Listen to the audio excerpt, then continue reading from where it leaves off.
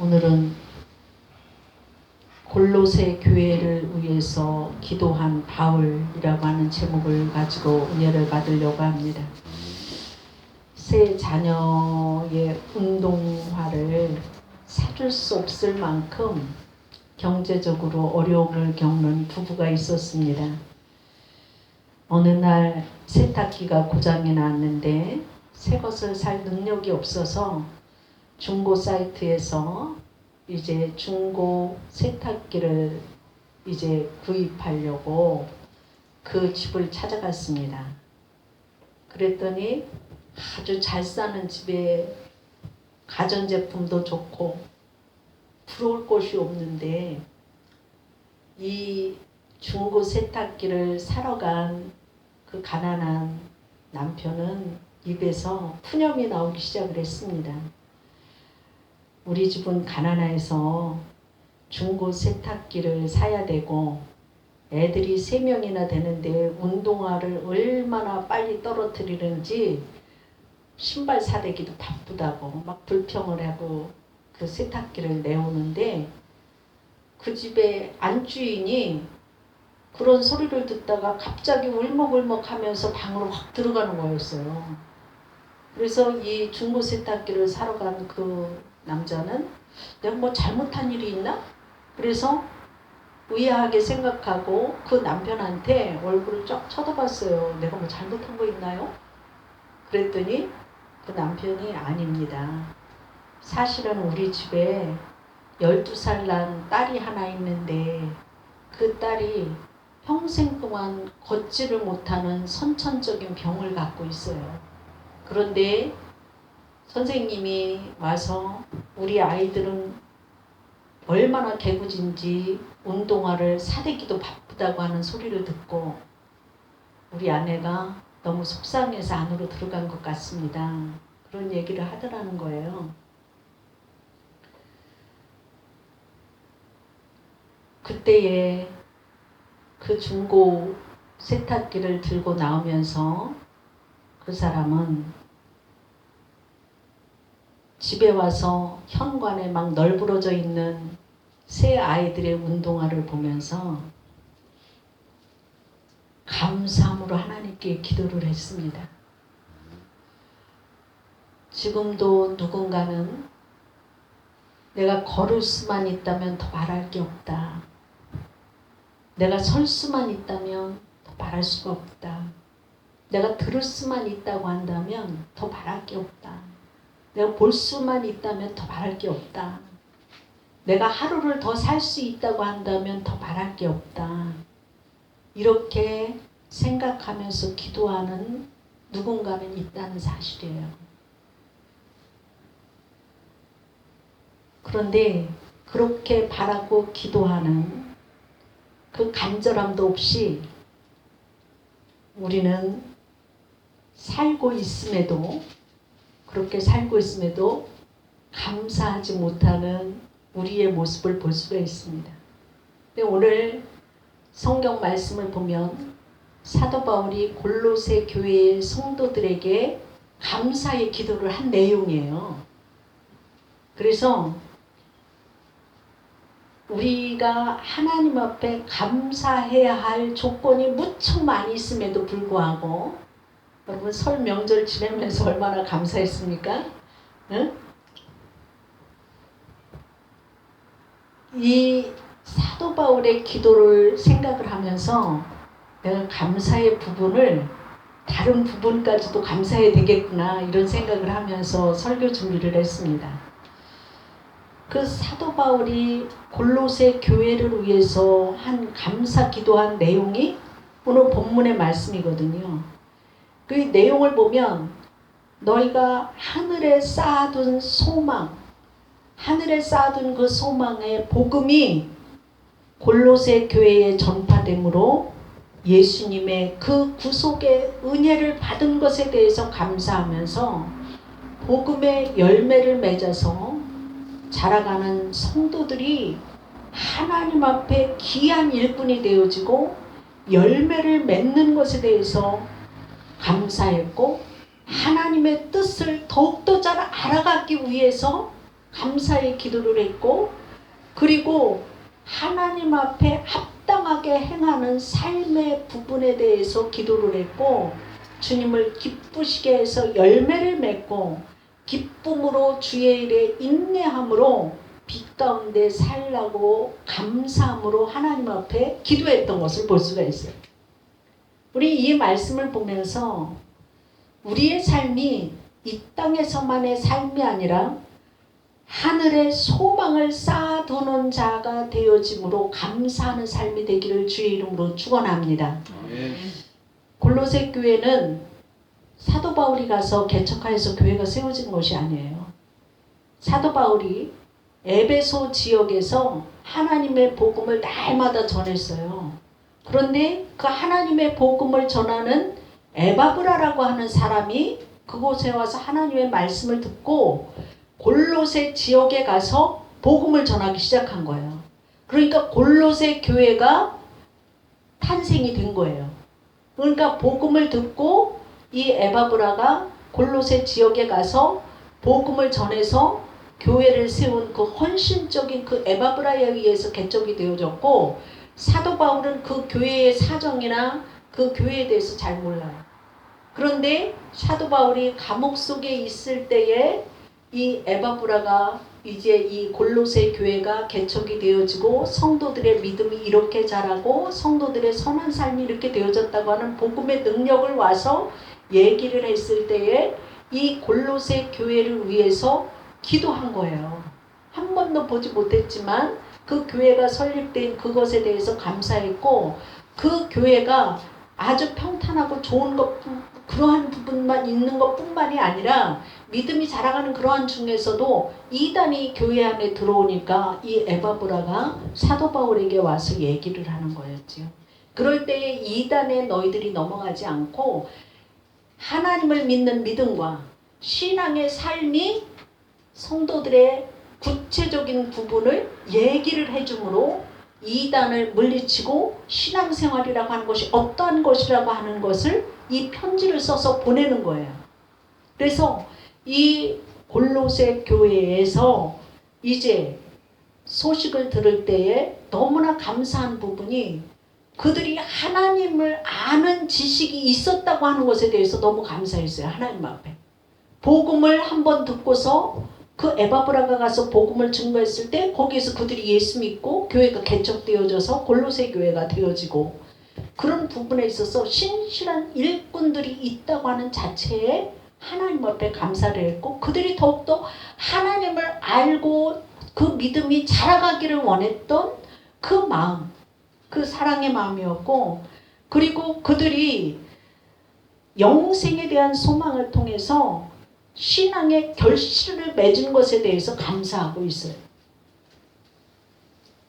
모든 일을 할 때에 주의 능력을 힘입어서 하기를 간구했던 것을 볼 수가 있어요. 사도 바울의 그 감사의 그 기도 내용을 오늘 보면, 골로새 교회를 위해서 기도한 내용을 보면, 첫째로 하나님의 뜻을 아는 신령한 지혜를 얻을 수 있도록 기도를 했고, 또한 주께 행하도록 기도를 했고, 범사의 주를 기쁘시게 하도록 기도를 했고, 모든 선한 일에 열매 맺도록 기도를 했고, 하나님을 아는 지식이 성장하기를 위해서 기도를 했고, 모든 일에 주의 능력을 힘입어서 행하기를 기도를 했고, 기쁨으로 모든 것을 견뎌내도록 기도를 했어요. 환난이나 핍박이나 이단이나 이런 부분에 있어서 너희들이 인내함으로 믿음의 결실을 갖고 그 환난 속에서도 하나님의 영광을 바라보는 그러한 믿음이 되어지기를 위해서 기도한다. 이렇게 항상 기도할 때 더욱더 너희가 하나님께 감사하는 삶으로 기도해라. 이 내용이 오늘 본문의 말씀이에요. 여러분이 잘 아는 인천에 가면 마가의 다락방이라고 하는 교회가 유명해요. 박보영 목사님이라고 해갖고, 여기 박보영 목사님이 의사였어요. 근데 의사였는데 하나님의 그 부름을 받고 소명을 깨닫고 신학 공부를 시작을 했어요. 그래서 신학 공부를 하고 개척교회를 했어요. 근데 개척교회를 했는데 교단 진급 시험이 있어요. 감리교회 진급 시험이 어려워요. 이렇게 그 학교 졸업 맞고 나서 진급을 3년 4년을 해야 되는데 떨어지는 사람이 많이 있는데 진급 시험을 보는데 그날 병이 난 거예요. 도저히 시험 보러 갈 수가 없는 거예요. 그래서 시험을 못 보고 이제 그가 교회에 와서 누웠는데 야 이러다가 내가 죽기까지 죽을 수도 있겠구나 이런 생각을 하면서 내가 죽는다면 마지막으로 죽더라도 기도하다가 죽어야지. 그래서 기다시피 해갖고 강단에 가서 기도를 했다는 거예요. 근데 이번에는 죽더라도 하나님을 기쁘시게 하고서 내가 죽어야지.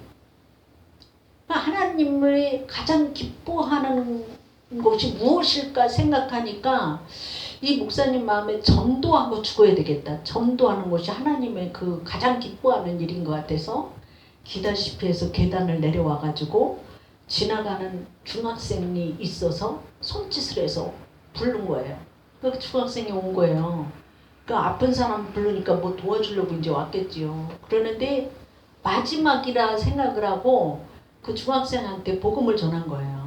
근데 그 복음을 전했는데 그 중학생이 예수님을 믿겠다고 작정을 했어요. 그 자리에서 있는 힘을 다해서 이 학생이 정말 예수님 잘 믿게 해달라고 기도를 이제 하고서 보냈어요. 그러는데 아주 아파서 죽을 것 같은데 배가 고픈 마음이 들어서 식당에 가서 밥을 좀 먹어야 되겠다 이런 생각이 들더라는 거예요. 그래서 기다시피 해갖고 식당에 가서 밥을 먹고 나니까 기운이 나갔고 회복되어지기 시작을 했고 그 목사님이 지금 그 목회를 지금도 잘하고 계시잖아요. 하나님이 기뻐하는 소망은 무엇이냐? 우리가 그것은 우리에게 사명을 주신 것이 예수 그리스도의 영원한 생명을 주는 것이 하나님 가장 기뻐하는 일이라고 하는 사실이에요. 그래서 예수님의 생명을 주는 것이고 예수님의 사랑을 주는 것이고 예수님의 말씀을 주는 거예요. 그래서 우리가 이 땅을 살아나가면서 우리가 무엇을 먹을까 입을까에만 골몰한 이 시대가 되어졌지만 믿음의 사람들은 영원한 하나님 나라의 소망을 두고 살아가는 삶이 되어져야 될 줄로 믿습니다. 영생을 가진 자들이 되어지고 또한 너희가 보화를 하늘에 쌓아두라고 예수님 말씀하셨잖아요.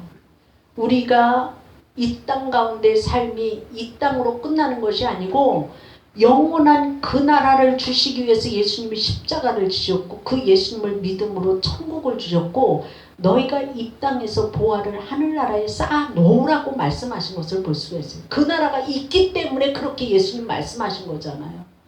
우리는 영생을 얻고 영생을 또한 증거해 줌으로 다른 사람이 영생을 얻는 하늘의 소망을 주는 자, 하늘의 소망을 쌓아두는 자, 이 땅 가운데 살지만 하나님의 영원한 것이 있음을 믿으시고 하늘의 소망을 두고 살아가는 삶이 되기를 주의 이름으로 축원합니다.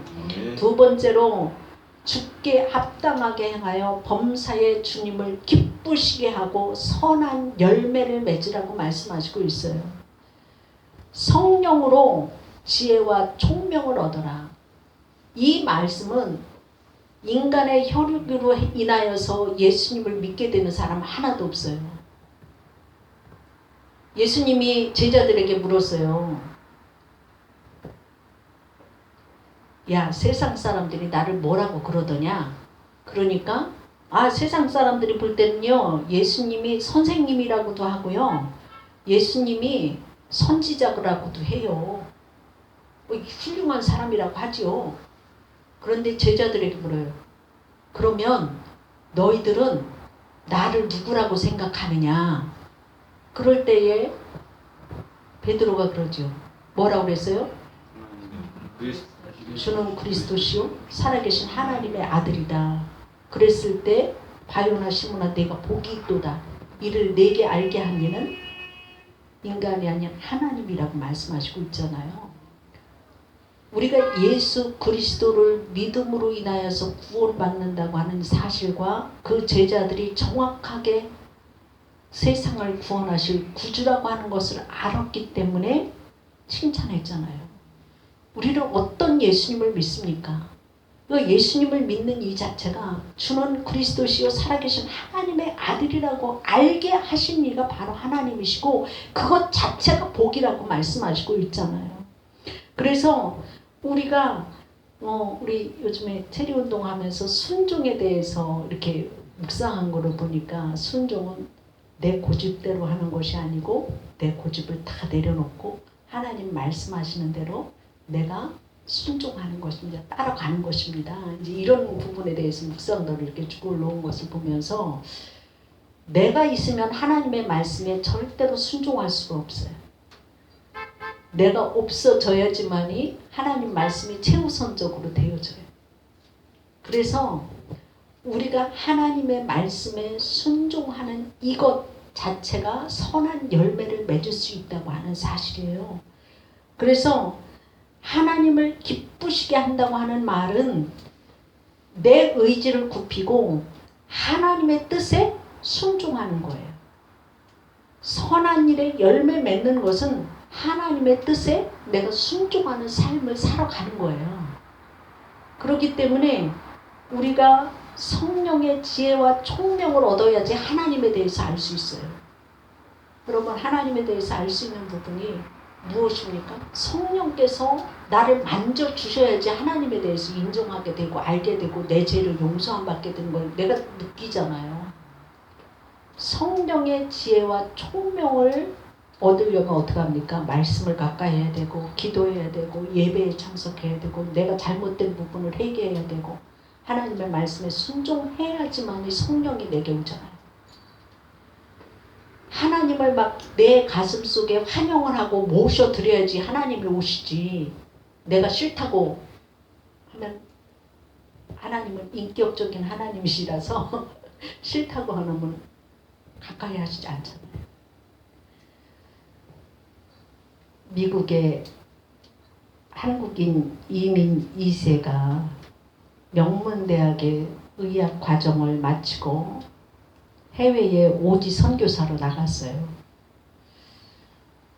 그를 향한 부모님의 기대는 굉장히 컸어요. 왜냐하면 이민 가서 생활하는 것이 쉽지가 않잖아요. 근데 이민 가서 그 자식을 훌륭한 의사로 만드는 건 한국에서도 힘들어요. 한국에서도 보니까 막 기둥뿌리가 몇 개씩 뿌려 나가고 본인도 공부를 잘해야 되지만 뒷받침하는 부모도 어렵거든요. 근데 그 이민 가서 아들을 의사로 만드는데 이 부모의 기대가 얼마나 컸겠습니까? 그래서 전문의가 되어서 대접받으면서 부유하게 살기를 원했던 그 부모님에게는 해외로 오지의 선교사로 의료 선교사로 나간다고 하는 소리를 듣고 청천벽력 같았어요. 왜냐면 그는 미국 현지에서 수술 한 건 하는데 한 건에 몇천 불의 그 돈이 들어오는 거였어요. 그런데 아주 유능한 의사였지만 그가 갑자기 그 해외에 그 선교 겸 의료 지원으로 나간다고 하는 것을 듣고 이 부모는 청천벽력이었는데 거기 가갖고서 생활하는 것을 보니까 수천 명을 막 진료를 해도 한 달에 생활비 정도만 받는 거였습니다. 선교회에서. 몇 년이 지나고 이제 아버지가 그 아들한테 전화하는 거예요. 예, 그렇게 공부 많이 하고 그렇게 훌륭한 일 많이 하고 선교도 위해서 정말 다른 사람을 위해서 봉사도 그렇게 오랫동안 많이 했으면 하나님도 그거 받으시고 그만하면 됐어. 이제 돌아와서 고생 좀 덜 하고 부모 마음은 그렇잖아요. 고생 좀 덜 하고 돈 벌어서 단란하게 가정 잘 부리고 잘 살아라. 이런 얘기를 했어요. 그랬더니 그 의사는 그런 말을 했다고 해요. 아버지, 내가 천불도 받지를 못하는 저는 누구를 고쳐주었다고 하는 기억밖에 없어요. 그런데 이상한 것은 이곳에서 와서 생활을 한 후에 지금까지 어디에서도 느껴보지 못했던 기쁨이 있어요. 그 기쁨 때문에 난 이것이 더 좋습니다. 이런 얘기를 하더라는 거예요. 우리는 주님 안에서 있을 때 기쁨이 있고, 봉사할 때 기쁨이 있고, 주님께 맡기고 기도할 때 기쁨이 있고, 나눔이 있을 때 기쁨이 있어요. 우리가 말씀을 따라서 내가 순종할 때 기쁨이 있다고 하는 사실이에요. 그래서 신앙생활은 머릿속에서만이 아니라 감정이 움직여야지만이 기쁨을 얻을 수가 있어요. 그 기쁨을 얻기 위해서는 말씀대로 내가 따라서 순종해 나갈 때 기쁨을 얻을 수 있다고 하는 사실이에요. 그래서 칼빈은 그리스도인이라고 하는 것은 그 표시가 어디서 나느냐, 기쁨과 감사라고 하는 두 가지 주제가 나타난다 그러는 거예요. 기쁨은 그리스도인의 얼굴이다. 크리스찬이 누리는 특권이다. 크리스찬의 그 기쁨은 세상의 쾌락과 그 기쁨과는 근본적으로 차이가 많이 나요. 근본적으로 다릅니다. 바울은 옥중에서도 기뻐하잖아요. 그리고 성도들한테 기뻐하라고 말하고 있잖아요. 세상의 눈으로 보면 감옥에 가서 복음을 전하는 것이 뭐 기쁩니까? 한심스럽지? 그러나 사도 바울은 그 안에서도 하나님이 함께 하셨고, 하나님의 복음의 능력으로 교회가 세워지고 하나님의 뜻을 따라서 살아가는 성도들을 보면서 그 성도들이 세상에서 환난을 당하고 옥에 갇히고 복음을 전하다가 불이익을 당해도 기뻐하라고 말씀하시고 있어요. 그 기쁨은 하나님 안에 있으니까 그 기쁨을 누렸다고 하는 말이지요. 그래서 그 기쁨의 근거, 모든 기쁨은 예수님과 관련이 있다는 거예요. 예수님의 관련이 있는데, 첫째로는 예수 그리스도의 구원과 제사함의 은총 때문에 기뻐할 수 있다고 하는 말.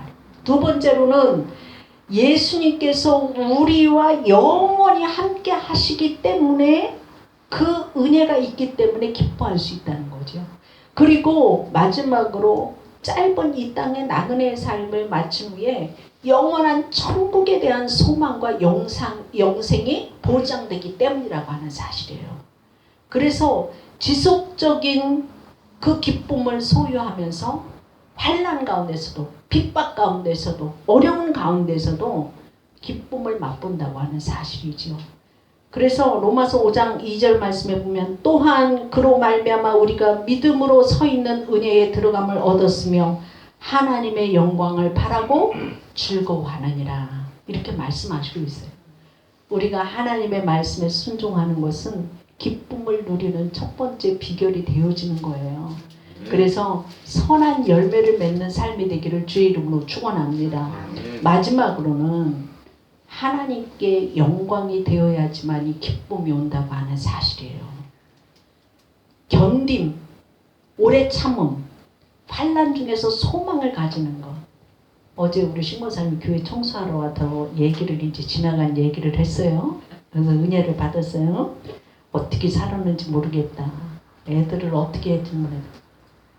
처음에 막 애들을 두고 나와갖고 이 애들 다 죽는 것 같아서 울고 불고 할 때 목사님이 야단을 치면서 이 다음에 애들이 와갖고서 다 내가 힘이 있어야지 애들이 와서 다 붙고, 애들이 다 와갖고서 내쫓아도 안 나가. 그때 바라보고서 그냥 견뎌야 돼. 그랬더니 목사님 애를 낳았어요? 애를 안 낳았으니까 그런 말 하지. 그래서 낳은 사람보다 더 잘 알아. 견뎌야 돼. 이겨야 돼. 그랬더니 이겼는데 지금은 이제 나가라 해도 안 나가요, 애들이. 거봐, 애들 다 대학 가르치고 다 지도 밥벌이 하자. 견뎌야 된다고 하는 말이에요. 여러분, 광야 생활이 있어도 견디시기를 바랍니다. 견뎌야지 믿음이 커가고. 그러니까 그때는 정신이 없었어요. 뭐 막 그 소리 하더라고. 하나님께 붙어 있었기 때문에 오늘날이 있는 거야. 믿음 생활 잘하라고 하는 것이 그거요. 만약에 그때 막 사람마다 요동치는 부분은 다 있어요. 삶에. 여러분, 광야 생활 없는 생활 없어요. 다 있어요. 바람이 다 똑같이 불어. 인생에 바람이 다 불어. 다 불지만 그 바람 불 때에 내가 원 가지에 딱 붙어 있어서 하나님께 딱 붙어 있을 때에 하나님이 공급해줘서 열매를 맺는다고 요한복음 15장에 말씀하고 있잖아요. 근데 막 바람이 분다고 해갖고서 내가 어떻게 요동쳐갖고 어떻게 할 수가 없어갖고 떨어져 나간다니까. 하나님한테 떨어져 나간다니까. 그러면 밖에 버려져서 쓸모가 없어지게 되잖아요. 인내의 기쁨을 맛보지 못하잖아요. 그러나 믿음의 시련 속에 있을 때 딱 붙어 있으면 바람이 지나갈 때가 있어요. 지나가면 살게 돼 있어요. 그래서 믿음으로 살으라고 하는 거예요. 골로새 교회 성도라고 해갖고 어려움이 없었겠습니까? 그러나 사도 바울이 너희를 위해서 내가 기도하는데 믿음의 인내와 시련을 겪고 이겨나가라고 말씀하시고 있어요. 그래서 환난 중에서 너희가 소망을 하나님께 두어라. 그리고 기쁨은 하나님의 영광을 위해서 행해지는 일의 열매 가운데 맺혀지는 거니까 환난 가운데서도 너희가 기뻐하면서 살아가라고 말씀하시고 있어요. 미국의 한 어머니가 남편이 죽고 두 아들 데리고 살았어요. 근데 이 두 아들이 엄청나게 개구장인 거예요. 남편이 없이 이 두 아들을 기르는데 하루는 골목길에서 옛날에는 죽창을 가지고서 갖고 놀았는데 이 개구쟁이들이 길에서 죽창 갖고 놀다가 사건이 벌어진 거예요. 뭐냐면은 고위 공직자가 말을 타고 가다가 이 애들이 던진 그 죽창이 하필 아니면 그 말의 눈에 탁 꽂힌 거예요. 그러니까 이 말이 너무 놀라갖고 펄떡 뛰는 바람에 사람은 죽고, 이 말값은 세계에서도 아주 유명한 말이었기 때문에 값이 엄청나게 비싼 거였어요. 근데 그 말에 그 손상이 있기 때문에 사람도 죽은 것도 큰일이고 말이 값이 엄청난 건 말 눈 그렇게 찔러서 보상해줘야 되는데 보상할 게 없으니까 법정에 쓰게 되는 거예요. 어린애들이라도. 그래서 세웠는데 두 애들이 이제 둘 중에서 하나가 그걸 던져서 그렇게 말 눈이 빠졌으니까 누구냐고 판사가 물은 거예요. 그랬더니 두 형제가 서로 내가 던져서 그렇게 됐다는 거예요. 근데 판사는 알 수가 없잖아요. 둘 다 내가 던져서 그랬다고 하는데. 그러니까 재판석에 나와 있는 엄마한테 물은 거예요. 이 두 아들을 다 벌을 줄 수가 없으니까 하나들이 벌을 받아야 되는데 당신은 누구를 벌을 내렸으면 좋겠느냐고 선택하라고. 이 엄마가 한참 기도를 하고 난 후에 판사한테 둘째 아들이 그랬어요. 둘째 아들을 벌을 처벌하십시오. 그랬는데 이 판사가 왜 둘째 아들입니까? 그랬더니 기도하고 나서 내 사실을 얘기하면 큰아들은 전처의 소생이고 둘째 아들은 내가 낳은 아들입니다. 그런데 둘째 아들을 벌을 하라고 하는 거는 내 아들이기 때문에 벌을 내리라고 그러는 거예요. 나는 둘째 아들이 처벌받기를 원합니다. 그러니까 방청 속에 있는 모든 사람들, 판사들이 그러는 거예요. 아니 자기가 낳은 자식이 더 중하지 않습니까? 막 그러니까 이 어머니가 나는 하나님을 섬기는 사람이에요. 내가 교회에서 하나님 말씀을 배울 때 하나님의 영광을 위해서 살으라고 말을 했고, 교육을 받을 때에도 내 것을 희생하여서 예수님이 희생하셨듯이 내 것을 희생하여서 하나님께 드려지는 것이 영광이라고 배웠기 때문에 우리 아들을 처벌해 주십시오. 이렇게 얘기가 나온 겁니다. 그랬을 때 이 판사가 내가 30년 동안 판사 생활했지만 이렇게 훌륭한 가정에서는 절대로 범죄를 저지를 일이 없다고 하는 판단으로 두 아들을 다 내가 법정에서 무죄로 선고합니다. 이런 판결이 나왔다는 거예요. 왜냐하면 두 형제가 서로가 내가 잘못한 것을, 다른 사람이 잘못한 것을 내가 대신 하기 위해서 내가 서로 했다고 했고, 이 어머니는 자기의 잘못을 자기 아들에게만 이렇게 하는 것을 보면서 그의 그 신앙의 그 가정에 있어서 훌륭한 부분을 보고서 미국 사회가 오늘날에 그렇게 되어진 것, 많은 문제가 있음에도 불구하고 그런 것을 포용하면서 사는 그러한 것을 보면서 요즘에 우리 시대가 내가 하면 로맨스고 남이 하면 불륜이라고 하는 시대에 살고 있고, 많은 사람들이 내 것은 희생하지 않고 남의 것을 갖고서도 큰소리 치면서 살려고 하는 이 시대 속에서 우리가 살아가면서 나 먼저부터도 내가 하나님께 영광이 되어지는 그러한 삶, 그건 뭐냐? 바로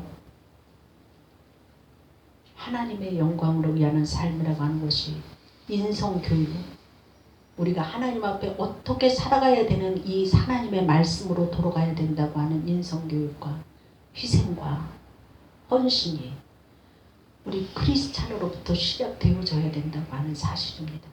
그래서 내가 하나님 앞에 영광이 되어지는 것이 다른 사람 이렇게 하는 것 아니고 나부터 말씀 안에서 하나님께 영광이 되어지는 삶이 되기를 주 이름으로 축원합니다. 기도하겠습니다. 사랑의 하나님 감사합니다. 오늘 저희들에게 하시는 말씀의 기도가 사도 바울은 골로새 교회 성도들을 위해서 하나님을 아는 것을 위하여서 하나님을 더욱더 잘 알아가기 위해서 기도했고, 그들이 선한 열매를 맺게 하기 위해서 기도했고, 그들이 하나님의 지혜와 능력을 얻고 모든 일을 하는 데 있어서 하나님의 능력으로 할 수 있도록 위해서 기도하며, 감사함으로 그들이 믿음 생활하기를 원했던 간절한 심령을 가지고 복음을 전했던 것을 볼 수가 있습니다.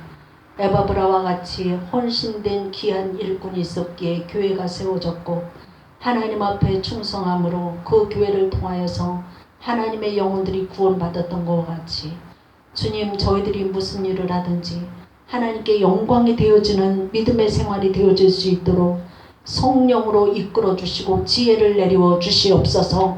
하나님의 지혜와 총명으로 삶의 열매를 맺어가면서 살아갈 수 있게 하시되, 특별히 인내와 아버지 하나님 환난 속에서도 기뻐할 수 있는 삶이 되어질 수 있도록 저희들에게 믿음 더욱 더하게 부어 주옵소서. 감사하며 예수님 이름으로 기도드리옵나이다. 아멘.